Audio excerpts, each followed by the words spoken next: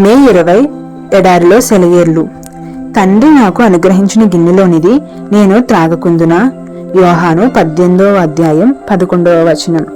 ఒక చిత్రకారుడు తాను చిత్రిస్తున్న పటం గురించి ఎంత శ్రద్ధ తీసుకుని చిత్రిస్తాడో అంతకంటే ఎన్నో వేల రెట్లు ఎక్కువగా దేవుడు మన జీవితాలను లక్ష్య పెడుతూ ఉంటాడు. ఆయన తన కొంచెతో ఎన్నో దుఃఖాలను మన జీవిత చిత్రంపై గీస్తుంటాడు. ఎన్నో పరిస్థితుల రంగుల్ని పులుముతుంటాడు.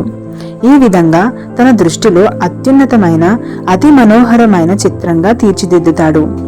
ఆయన ఇస్తున్న చేదును సవ్యమైన భక్తి ప్రవత్తులతో మనం జీర్ణం చేసుకోగలగాలి.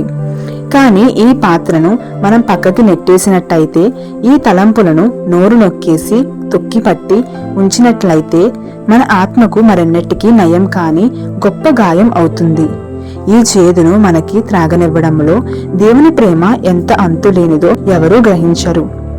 కానీ మన ఆత్మక్షేమం కోసం మనం తప్పకుండా తాగవలసిన ఈ చేదును మన ఆత్మ మాంద్యంలో మత్తులో పక్కకి నట్టేస్తాం. ఆ పైన అయ్యో ప్రభు, నేను ఎండిపోయాను, నాలో చీకటి నిండింది అంటూ మనం దేవునికి ఫిర్యాదులు చేస్తాము. నా ప్రియమైన పిల్లలారా, బాధకి మీ హృదయాల్లో చోటివ్వండి. మీ హృదయం అంతా భక్తి పారవస్యాలతో నిండి ఉండటం కంటే వేదనలు నిండి ఉండడమే ఎక్కువ ఆత్మీయ అభివృద్ధికి మూలం. దేవా, బాధని తొలగించు, ఆక్రోశించాడు మనిషి. నువ్వు చేసిన ప్రపంచాన్ని చీకటి అలుముకుంది. గుండెని గొలుసులతో కట్టి రెక్కల్ని నేలకు బిగబట్టి నొక్కిపట్టాయి ఈ ఇక్కట్లు.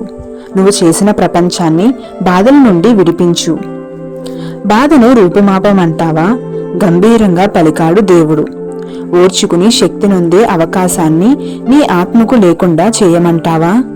గుండెను ముడివేసే సానుభూతిని సమూల నాశనం చేస్తే, త్యాగాన్ని లోకం నుండి తొలగిస్తే నీ హతసాక్షులు ఇంకెవరు? అగ్నికి ఆహుతై ఆకాశానికి ఎగసేదెవరు? ప్రాణం పెట్టే ప్రేమను, ఆ ప్రేమ తెచ్చే చిరునవ్వును తీసేయమంటావా? క్రీస్తు శిలువకు ఎగబ్రాకే కరుణాశక్తిని నీ జీవితం నుండి తీసేయమంటావా?